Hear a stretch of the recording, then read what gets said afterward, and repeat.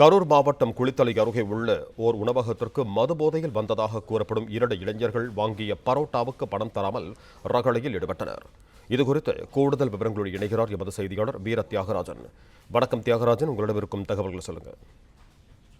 கரூர் மாவட்டம் குளித்தலை சுங்கக்கேட்டில் தோகமலை மணப்பாறை நெடுஞ்சாலையில் ஆறுபடை முருகன் என்ற பெயரில் உணவகம் செயல்பட்டு வருகிறது. இன்று காலையில் அப்பகுதியைச் சேர்ந்த 2 இளைஞர்கள் மது போதையில் புரோட்டா வாங்கிவிட்டு பணம் தராமல் சென்றனர். பின்னர் தொடர்ந்து ரோஸ்ட் வேண்டும் என கடை உரிமையாளர் கேட்டபொழுது கடையின் உரிமையாளர் இதற்குரிய பில்லு வழங்க வேண்டும் என கேட்டனர்.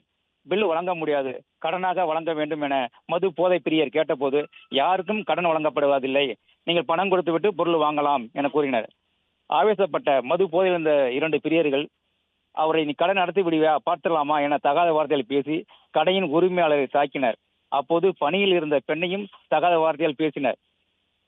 அருகில் இருந்த விறகு எடுத்து தடியை எடுத்து கடையின் முட்டைகளை சேதம் செய்தனர். கோவத்தில் அருகில் இருந்த பழைய டிவி ரிப்பேர் கடையில் அடுக்கி வைக்கப்பட்டுள்ள டிவியையும் சேதப்படுத்தி சென்றனர்.